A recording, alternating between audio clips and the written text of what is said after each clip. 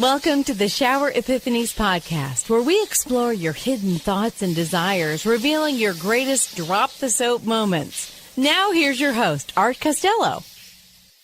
Alison Donaghey is a radio host of the Alison Donaghey Show, author of the international best-selling book, The Opposite, Using the Domino Effect to Change Your Business, Change the World, speaker and cause and effect strategist, and will expand your minds in ways that you didn't think possible. And yes, I believe that.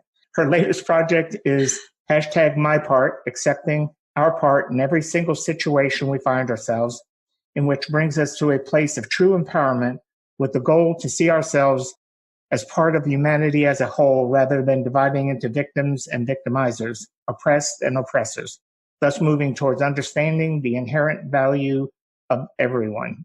My friend, Alison. Aww, I'm so happy to be here with you. I am happy. Alison is a doer. She gets things done. She makes things happen. She's fun to be around. I was at the new summit in Austin with her, and we spent some time afterwards. So we have a little bit of interaction between us. And much love. Yeah, a lot of love. But she's really special in the way that she has compassion for people and really has a desire to change people and for the better. And that is really what draws you to her. She's just got the sparkle in her eye, and you know that she's going to get it done. So with that being said, Alison, tell us your story, how everything happened. Oh, my goodness. Gosh, do you care what part of the story, or did you have something in mind? I wanted to go back to as far as back as we can, because I want to dissect every bit of it. For real? No, just tell us your story, however you want to tell it. Okay. I would have to say I was probably a very unpopular student around my teachers, because I was always questioning everything. Like, this didn't make sense. Why'd you say that last time instead of this time? And so I think that sort of set me up to move into the life that I had, because I was always questioning, always wanting to see something from a different perspective. And so I found myself pregnant at 20 somehow. And I was on the pill. I had no intention of ever having a child. I just never thought I'd be a great mom. And so, I found myself, I had the day after I turned 20.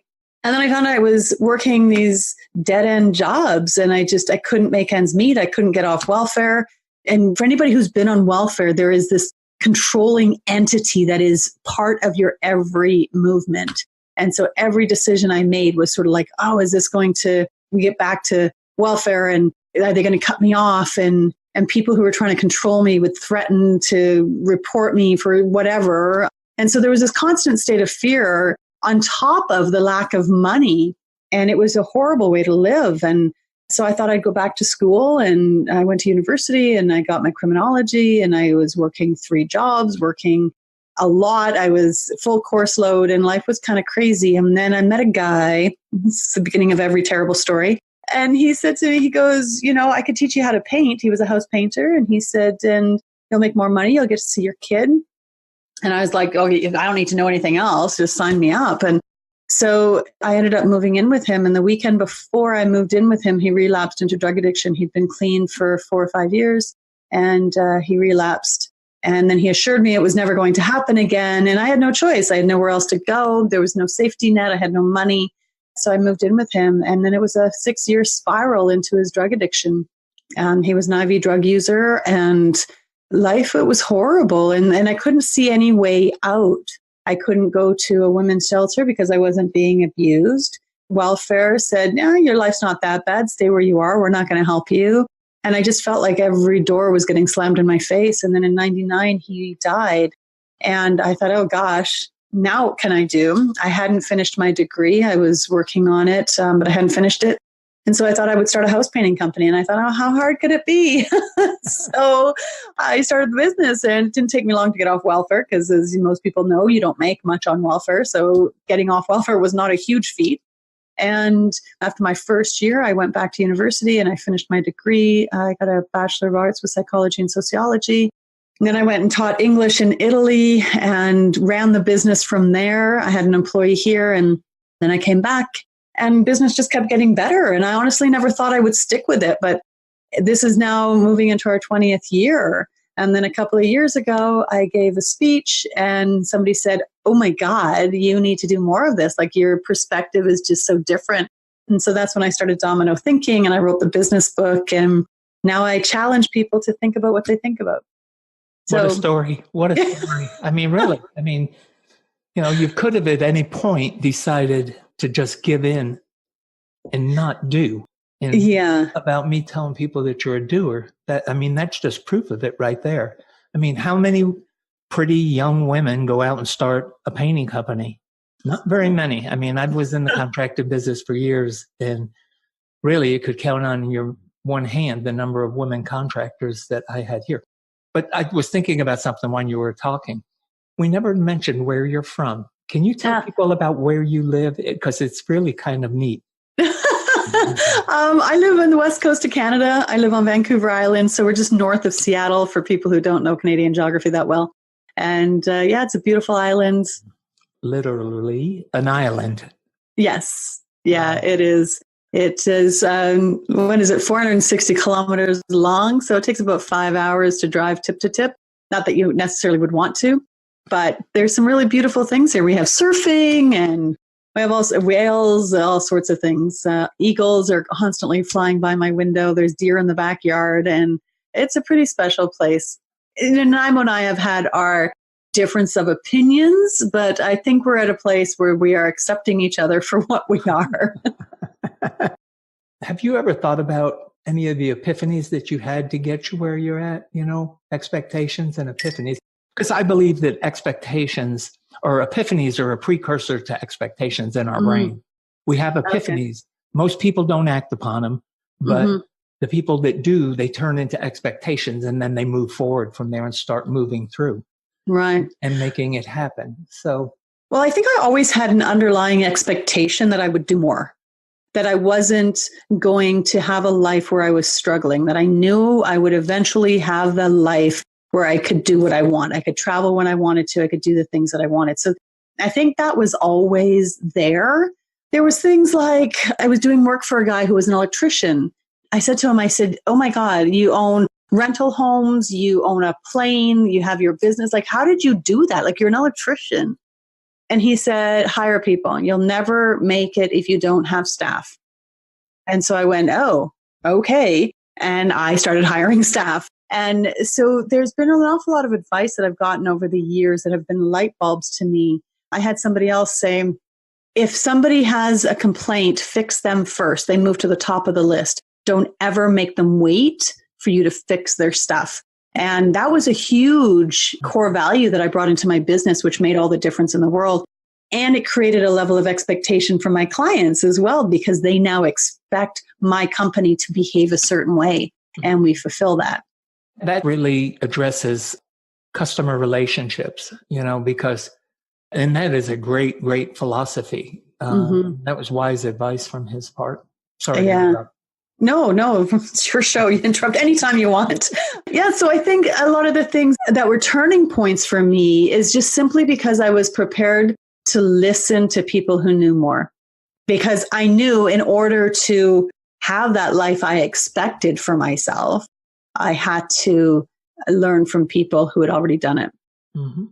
That's the catalyst for doing things. I mean, a lot of people look for inspiration and all kinds of things from people, but that all really is inside of you. You're the one who decides and controls what you're going to do, what you're not going to do. And of course, that's based in your expectations and in your view of them, because we see our expectations either in faith or fear. Yeah. If you see it in fear, it stops everything. But if you have faith, and in your case, because faith isn't always about religion. Faith can be in yourself. It can be in a mentor, a parent, and coach, anybody. Yeah. So when you have that faith in yourself, which I think is where it really lies within you, it's powerful because you're capable of anything. Yeah.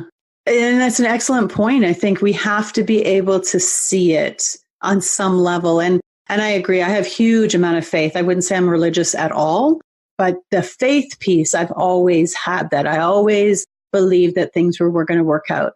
I always believed if I worked hard and did what I was supposed to do and learned the lessons I was supposed to learn, that life would just work.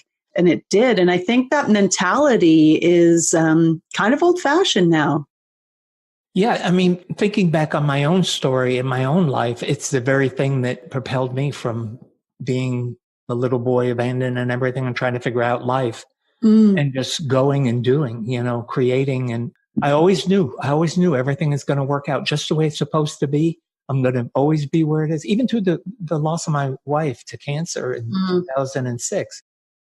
It took me a little while to recover from it, but in my head, I always knew that everything was happening just as it was supposed to be, and accepting it and then moving on from it is what separates us all. So, yeah, somebody said to me one time, things happen the way they're supposed to, not necessarily the way you want them to. Yeah. And I thought, oh gosh, that is so true. And so she said, if you turn left instead of right and you get in an accident, you were supposed to get in that accident. You might not have wanted to, but you were supposed to. There was a lesson in all of that. And I think sometimes we need distance from those lessons to really understand where the gift is. Like there's things that I talk about now that I never would have been able to talk about had I not had the experiences that I had.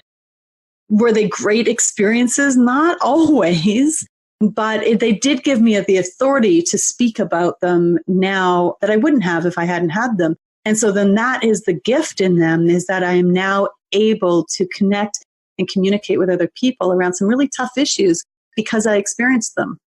It's called living. It is. Yes. Really thriving, fun. Living, thriving. Yeah. I mean, think about it. A lot of people, because of fear, don't live. I mean, they don't let themselves be exposed to different things. They don't let them, you can protect yourself so much that you really become ineffective as a human, where you can expose yourself to all this and use it as a learning experience, and it'll just really give you a knowledge base to move on and just do what you want to do. And oh, for sure. And I was raised in a fear-based household. I was raised with that, don't leave the country, traveling is scary, don't trust strangers. My sister used to check her bag like 17 times on the way to school because she somehow thought her shoes were going to jump out of it and she was afraid she was going to lose them. So grew up in a really fear-based home, and that was the lessons. And I understand that my mother was probably more fear-based than my father was. My father was a little bit more of a free spirit, and it was her way of trying to protect us, to keep us safe. Mm-hmm. It makes her very, very nervous that I have the life that I have. Well, and that brings us to a point, when protective parents protect their children to the point where it's smothering, they don't get to experience life, and they get to be adults and not ever having these experiences. They have all sorts of kinds of problems, Yeah. And the biggest problem is a life not lived. Oh, I mean, that's like that, I think, is the worst tragedy I can imagine, apart from losing a child and all of those kind of things. But when we're functioning through life and we're just putting in time, and those people who are just, oh God, I can't wait for my shift to end. I'm like, you're wishing your life away, right? Yeah. You're one step closer to dying every time you wish that minute passed, you wish that hour passed. And I just think that is it's so sad as far as I'm concerned. I always have this feeling inside of me when I get complacent about things, or I'm not doing and creating or having fun or whatever I'm doing. I always get the feeling that I'm missing something. And I hate to miss things. What is that? FOMO, fear of missing out? It's just me. I mean, no matter what it is, I want to be involved in it. I want to do it. I want to be a part of it. And I want to have fun. And I mean, it's, life is too short to go around being afraid of everything. Oh God, it goes by so fast, and you can't hit rewind. You can't get past those days that you sat around and whined or did nothing, or, those months that went by. And it's not to say that sometimes we don't need those downtimes. Sometimes we don't need to sit in our crap so that we can work through it. I'm a big supporter of that. But when years go by or we stay in unhealthy relationships and we're just giving away our life to something that doesn't fulfill us, that doesn't make us feel better, I think that's something we need to look at. We're only allotted so many chunks of time. And, and I used to say this to my staff, like, if you're going to live to be 80, you have 16 chunks of 5 years. What are you doing? Like, the first 5 years don't count. You were a baby. The second 5 years probably don't count. Like, you're 5 to 10. You have no real say over your life. Then the next one, you're up to 15. You're a teenager. You don't really know. And up to 20, you're like, bleh. So your first 4 chunks of 5 years are gone, right? Now you're down to 12. And then you stay in a relationship that's bad for 5 years or 10 years. And now you're losing those ones too. So when you're looking at your life in these chunks of manageable time, how are you spending that? And how is that contributing to the end? I started really early, I guess, because I have lots of chunks that I've taken. Good job, Art. But you know what? The other part of the thing, I just said that to somebody the other day. I said, I am so lucky. I mean, because I'm older and... but not old. I'm not old, but I'm just older. There's a difference. Yeah. And I said to him, if I were to die tomorrow, I have done everything in my life that I ever wanted to do. And I did it without regret. Right. It's a little Frank Sinatra there. Yeah. And I didn't do it perfectly. And I didn't do it without controversy and hurt a few people along the way and that. But I still not regret one thing because it always taught me exactly what I was supposed to be doing and gave me more fuel to live more. And, because I'll never give up. I mean, they're going to have to bury me for me to give up. So. And nor should you give up, right? Like, this life is precious. We should fight to keep it. And, it's that, what did you say? It triggered something for me. Gosh. Oh, right. We're talking about regrets. Everything I do or don't do is always based on when I'm 80, will I regret it? Either not doing it or doing it. And I've done some really stupid things thinking I'm going to regret it if I don't when I'm 80. And then I go, oh God, I shouldn't have done that. But I never would have known I shouldn't have done it if I hadn't done it. So I measure everything. If I say yes or no to something, it's always based on, will I regret it when I'm 80? Huh, that's interesting. Yeah. It used to be 60, but now that I'm pushing 50, I had to bump it up because, 60 seemed like a long ways away until it wasn't. My mother lived in regret. Everything she did was regret. It was because her father was very wealthy prior to the Great Depression and then lost their fortune. And she went to private schools and was very privileged and all that. And then the Depression hit and they lost everything. I mean, they just went to nothing. Wow. And that left such a mark on my mother. She could never get over it. She would always say to us, she'd say, if my father wouldn't have lost that money, well, it wasn't my grandfather that lost the money. And he didn't do it on purpose. Yeah, it was the circumstances. But she could not get beyond it and get rid of it. And it had a major effect on me because I can remember as a young boy, 12, 13 years old, saying to my mom, just, hey, Mom, let up on that stuff, I mean, because it doesn't serve you, I didn't use those words, but she could never do it. And I promised myself at that point, I would never live with regret. Well, maybe that was the whole experience, the way it was supposed to be, right? Had she not been that life, had that life made those choices, you would not have made the choices that you've made. Oh, absolutely. Right. And so again, it's one of those things are with what they're supposed to be. Yep. Everything always works out, It does. No matter how cruel and hard it gets, it always works out. So. And often better than we imagined. Like, I thought I was going to do something with my life and I had an expectation about being successful, but it didn't look like this. I remember because I built and designed my house in 2012. And I remember sitting in my old house. It was completely empty. It was just me and my cat waiting for the vehicle to come back. And I thought, gosh, I never thought I would leave this house. Like, I had been mortgage free and I thought, I'm just going to stay here and I'll just travel and do whatever. And So if somebody had told me 5 years prior that I would be leaving that house and building my own, I'd be like, are you crazy? It never would have happened. But then these things happen and you follow the breadcrumbs and you create this life and you make these choices that take you to places that you don't even know exist. Isn't that the beauty of it, though? It's so beautiful. Yeah, I have a great life. It's the beauty of it. That if we knew how our lives were going to, if it was so planned out and manufactured, it would be so friggin' boring that you'd go, God, come on, let's go party somewhere. Right, yeah. I don't do predictable well. Yeah, I'm the same way. So, yeah.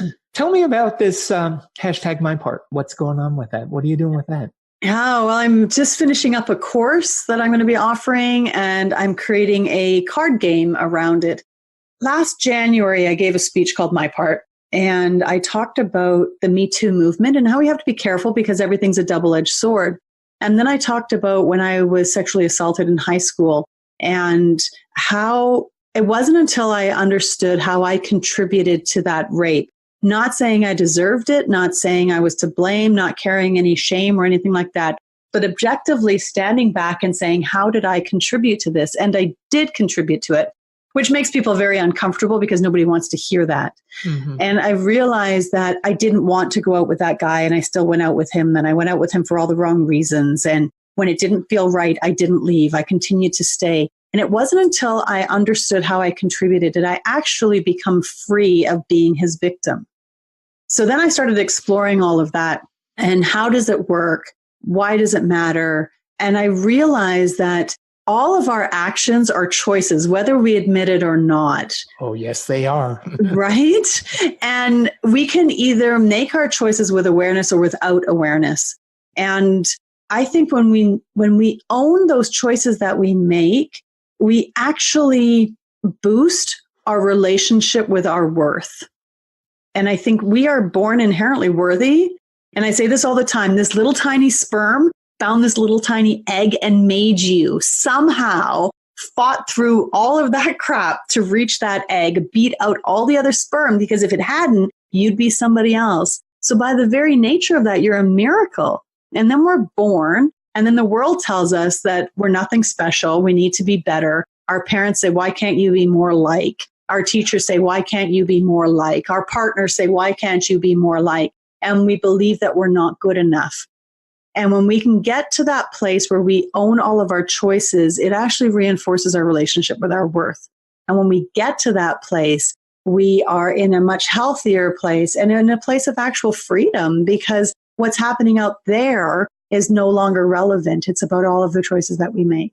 How does forgiveness fall into that, and gratitude? I mean, those two things.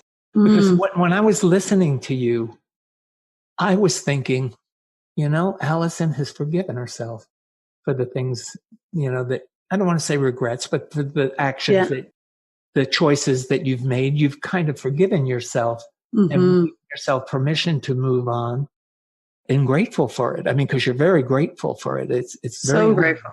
Yeah. I would not have had this life if I wasn't able to understand how I contributed to it. And forgiveness is like what you say, and you totally nailed that. Forgiveness is always about ourselves. It's never about the other person. Right. And so, when I'm able to forgive myself for the choices that I make, I'm honoring myself. And when I honor myself, I'm recognizing my worth. And so forgiveness is a huge, huge part of it. And I think then the gratitude comes. I'm not one of these people that practices gratitude. I don't do a 90 days of gratitude and post them on Facebook every day. I don't, but I have huge gratitude and I get that works for some people. It's just not my shtick, but it's, I think the gratitude is just naturally came when I was able to fully embrace and appreciate who I am.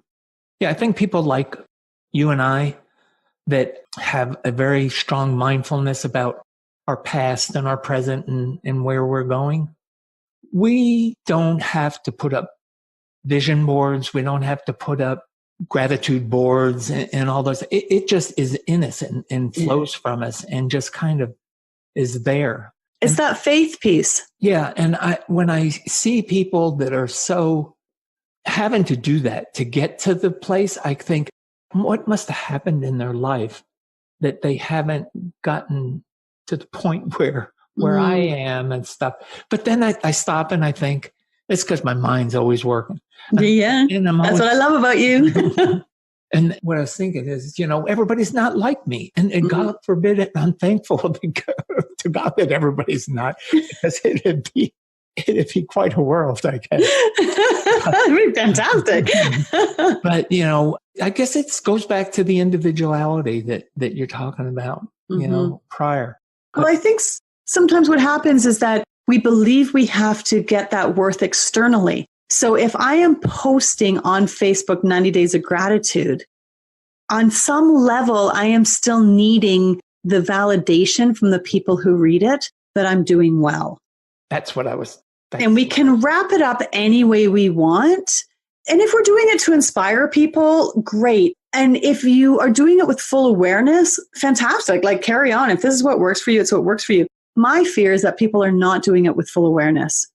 And so they are still trying to get their worth externally. They're still trying to say, I am grateful for my cat, so that people can then say, oh, I'm grateful for mine too, and post all these great little photos. And now you feel validated. I would like to see people get to the place that whether people like that you are grateful for your cat or not is irrelevant, that you still feel validated within yourself. And that, I think, is that shift from announcing it, making a show of it, to just being it. Good point. I mean, that's really a strong point, and because I'm not tech savvy and computer and, even though I've got a pretty large social media following and everything, and I post lots of fun quotes and all that kind of stuff, I'm still old school. I'm pretty old school in a lot of my thinking. So I don't watch on social media what other people do so much. I don't read a lot of other people's posts. I just kind of do what I do. But that's really how I am. I mean, I do what I do. And if people love me, they love me. If they don't, well, maybe next. That's how you find your people. That's how you find you, right? Is by being you. Yeah. Right? I mean, you're never going to find you by being someone else. My happiness comes from satisfying myself. It really does. That's good, yeah. But I will never do anything to hurt anyone else or anything like that. So I don't do kinds of things like that. So, yeah.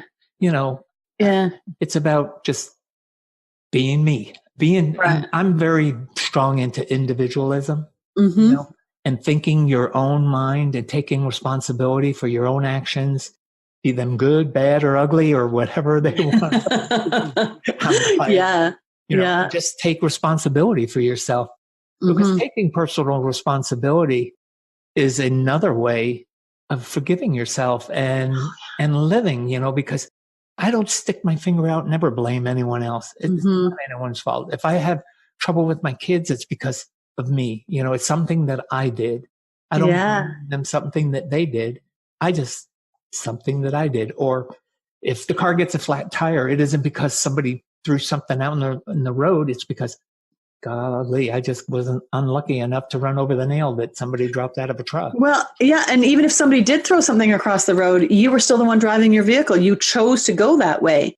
And so you hitting those nails, that was part of your journey. And then when you're like, okay, on some level, I've created this. I talk about choices that we make, and I think there's 3 types of choices. One is we know and we don't care. So I'm going to text and drive, and I know it's bad, and I don't care.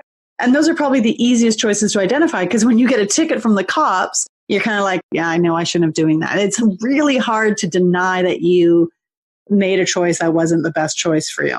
The other way is that we couldn't possibly know. We leave the house 5 minutes later than normal. We end up at a red light because of it, and we get rear-ended. You're still part of that experience because you decided to leave the house late. You decided to stop at that red light. Did you deserve to get rear-ended? No. Does that guy still have to pay? Sure. Because it's not about deserve or shame or blame. It just is. And then the third way is that if we took a moment to think, we may have made a different choice. And I think that's where a lot of our choices lie as well. But none of it matters because we're ultimately responsible for where we end up. right? So everybody always wants to talk about choices. Well, I didn't choose that. I didn't choose this. Doesn't matter. On some level, you did, and just own it. Yeah, one of the things that I've always thought about, because I'm a Vietnam veteran and I was in the Marines, and we'd be going across a rice paddy, or we'd be going through the jungle somewhere, and a guy behind me would step on the same exact ground that I had just walked on, and he'd be gone because of a landmine, or he'd be maimed because of a landmine or a bungee pit or anything like that. And one of the things I always thought about is, there go for me, but for the grace of God. Why did he let me walk over that same ground? And, I've always struggled with it because, a lot of veterans have survivor's guilt. Yeah, that's so real. Yeah. And, and to an extent I do. I don't call it survivor's guilt. I'm just grateful that I was there at the time that I was, and that I survived it. And that my faith is that God had another plan for me. He would take me somewhere else, and it's taken a long time. I've lived these 71 years, come full circle. And, from where I was when I started and where I'm going and ending up is just an amazing journey. Yeah. And it's such a blessing, when you look at it right and everything. So just thoughts. But and so much of it is a crapshoot, right? You don't know that if you step there and step instead of there, that could be the end, or this could be a continuation. Like, we don't know. All we have to do is own those choices that we're making to the best of our ability, and then not squander them. Yeah, we could pull out of the driveway tonight, and turn left. Yeah, nothing happens. Turn right and get run over by a semi. Yeah. Well, my friend's grandson just got hit by a vehicle and was killed like a week ago. And you don't know. And as a parent, I can't even wrap my head around that experience. I cannot. Yeah. And I don't know, because I believe there's a gift and there's a silver lining in everything. And I can't even wrap my head around what that could possibly be. And it could be 50 years before anybody can do something and track it back to that moment and go, okay, that wasn't a waste. That is why it happened, right? And I'm always looking for that. This is not a waste. There is a reason for it. There's something that's going to come of this that's going to be spectacular. That's where we're so much alike. No matter what happens to us, it's, it was meant to be, and own it and move on, get to living. So, yeah. Although if anything happened to my kid, I'm not sure how much I would embrace that thinking, but I would like to think I would still hang on to some of it. In my book, I talk a lot about expecting the unexpected, because Vietnam taught me a lot about expecting the unexpected. We never one from one moment to the other knew. And to jump ahead about 35 years, 36 years, when my wife had ovarian cancer, and we knew that she was had it, hope abounded that she was going to be fine and we were going to get through it. And when year 2 came and we realized that nothing was working, none of the chemo was working, anything like that, we knew that she was going to succumb to it. She was going to die. And the day that she died, I can remember it like it was yesterday. And I think losing a child is probably worse than losing a spouse, but losing a spouse was tough for me. 36 years we were together, and we had so many good times and we had so many rough times, but we got through everything. And we were always committed to each other and getting through it, anything. So that was our mantra, just get through it and, we'll be fine. Mm-hmm. But when she passed away, it devastated me. It leveled me. And it took me about 3 years of acting like a jerk, because after she passed, I just wasn't a nice guy. I drank massively, and, it was not a good sight, but. Well, and there is a process, there is a grieving, there is that space and time that's needed, because I don't think we ever get over that stuff. We learn to cope with it eventually, but I don't think the pain goes away, and people are like, when do you get over it? I don't think you get over stuff like that. And that's okay. Yeah. Yeah. You don't get over it. The blessing for me is that she left me with so many blessings, because she said a lot of really neat things about it. And I don't want to get into it with our conversation today, but she did. And then my kids came to me and said, you're dishonoring mom because you're acting like this jerk and doing all these crazy things and all that. And out of that conversation with my children, I went back out onto the lawn at the ranch and looked up into the sky and asked God what was going to become of me, just like I did when I was 9 years old. Mm. And I heard that same old voice that I hear that says, what it said to me after Vicky died is, I've given you all the tools. You just need to use them. And I got up and I started writing expectation therapy. And that's what came out of that whole thing.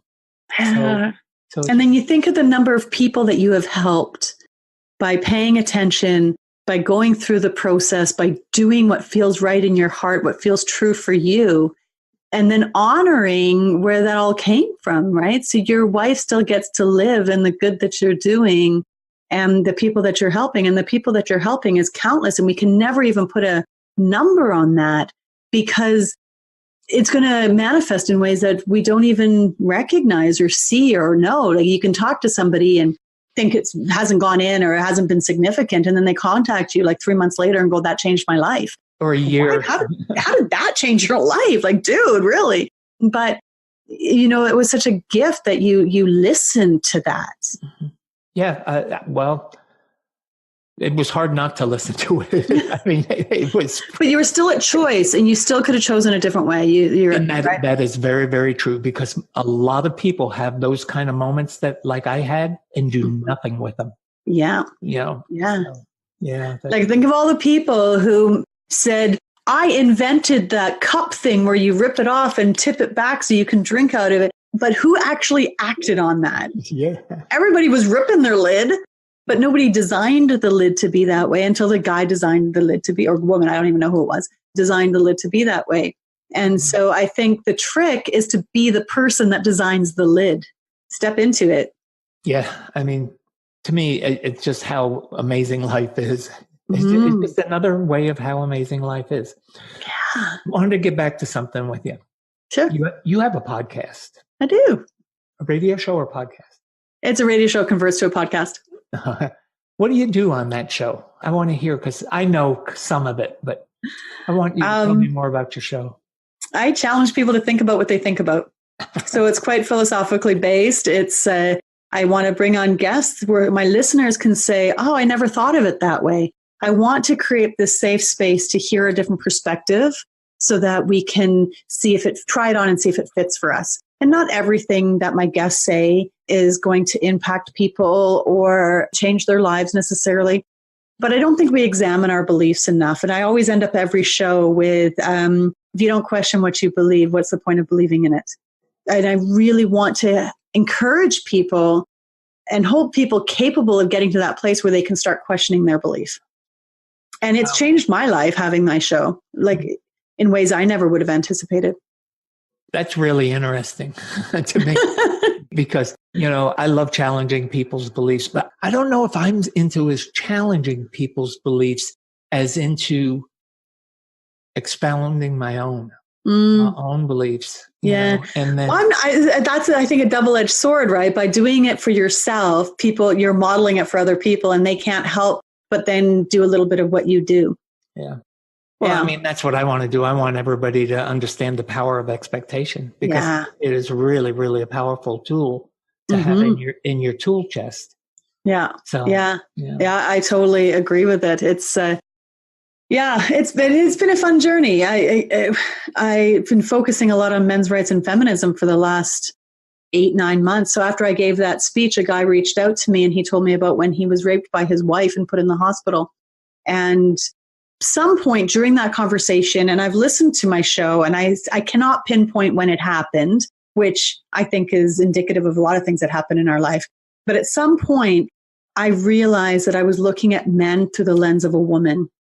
And it wasn't favorable to men that I had bought into the parts of the second, third wave feminism, which treats men like lesser citizens and not as complete beings. And so I thought, I should probably explore this further. So I spent 8 months of having people come on my show talking about men's rights and feminism. I read Warren Farrell. I read Rollo Tomassi. I've read or watched the Red Pill documentary. And just Cassie J is incredible. She has a really great TED Talk too about we need to stop expecting to be offended. So I spent 8 months just really focusing in on that. And I think because I gave myself permission to step back from being a female and trying to understand men, that I am a better female as a result of it. And it's been a really interesting journey. But I've had on people who talk about pit bulls and breaking down some of the myths around them, like humanizing the dog and instead of demonizing. I had on a professional BDSM sex master, which was really interesting. I've had people talking about prison reform.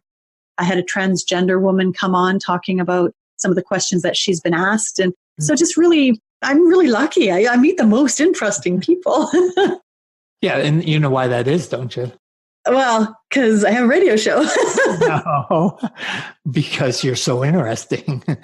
Because you can't be around you and not want to get to know you.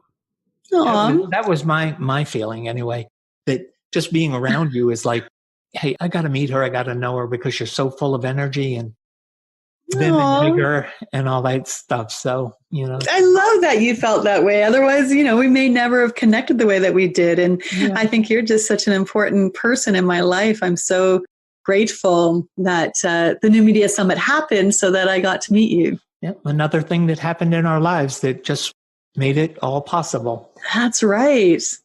How have you navigated understanding the world better through all of these experiences? Oh, gosh. Some days I think I understand things and other days I think I don't understand anything, which I think is a normal growth process, right? I think it expands and contracts, right? We're like, oh, okay, I got it. No, I don't got it. Yeah, no, I got it. And each time we, go through this process, we become closer and closer to some sort of self-actualization. I'm not sure. I think it's the curiosity piece too. I want to understand my world and therefore I will understand it. Throughout this expansion contraction, every day I'm getting closer and closer to understanding things better. And part of understanding things better is knowing that I'm never going to understand everything. But the importance of being curious enough to want to challenge, to question, I think that's the shortest route to learning. Very true. Very true. What recommendations for books have you want to give us? Gosh, I think anybody who wants to talk about men and women needs to read Warren Farrell, either The Boy Crisis or Myth of Male Power. I think both of those are extremely powerful books in understanding how the double-edged sword of feminism is super important. I just finished reading David and Goliath. Was it Malcolm Gladwell, I think, wrote that? And I thought that was super interesting insofar as, well, he's just brilliant, but how often we will see our disadvantage as a disadvantage instead of seeing our disadvantage as an advantage. So me being on welfare, I had nothing to lose. So I may as well start my own company, right? Not knowing anything about business could have been a disadvantage, but it was also an advantage because it didn't scare me into not starting something. So often when we have this disability or disadvantage has given us a different way of coping with things. So that book I think has been really interesting. And, there's a woman who wrote the art, something about being wrong. She's a wrongologist and it was fascinating. So yeah, there's lots of books. So right now those are and of course anything Simon Sinek, I love him. One day I will meet him. It's my expectation anyway. I've got one I want you to read. Yeah. It's a quick read. It's not hard. It's on Oprah's reading list, and it's called The Sun Will Rise, and it's by Rae Henson. Okay. And it's a book about faith. And let me just kind of give you a little bit about this.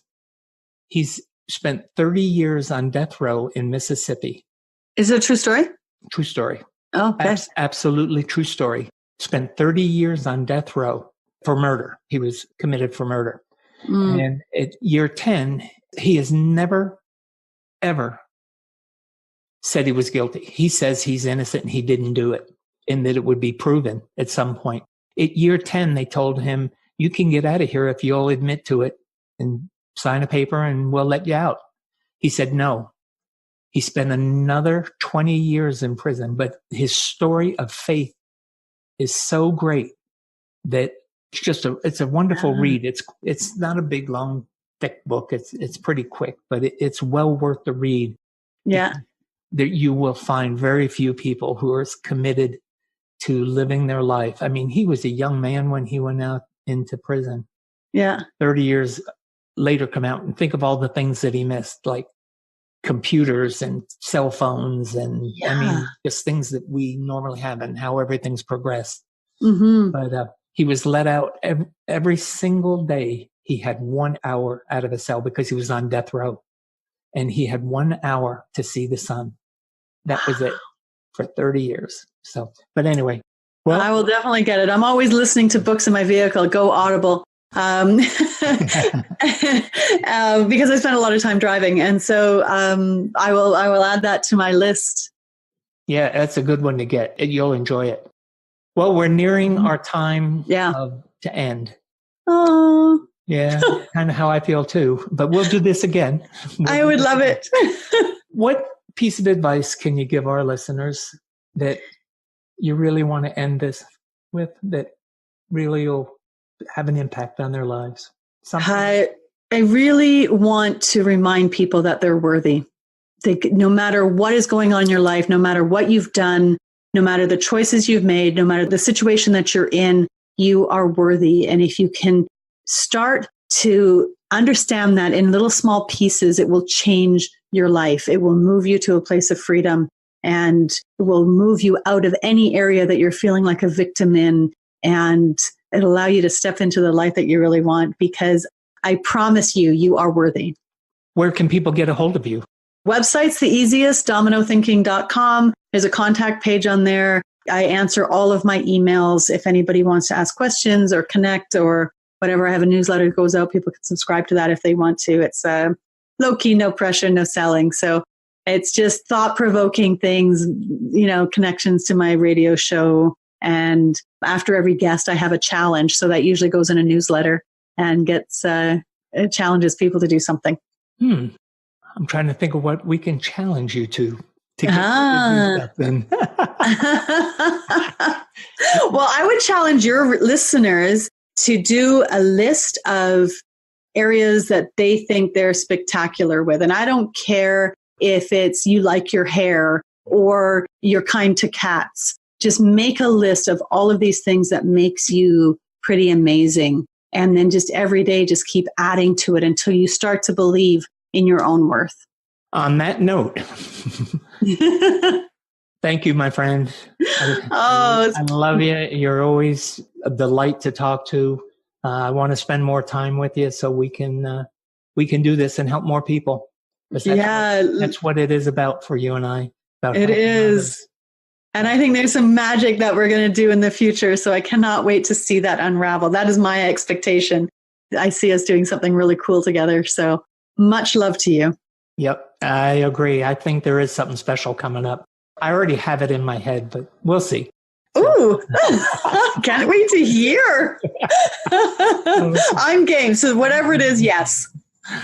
Well, listeners, thanks for joining us today. I appreciate it. And I know Alison appreciates you being on there. Have a great day. Enjoy it and live it. And just like I like to tell people, just become a doer and then make doo-doo all over the earth. Goodbye, people. Thanks for listening to the show. Drop us your comments and questions with what you want answered on the show. You can subscribe on iTunes and Binge Network. You can also get more information on the website, expectationtherapy.com.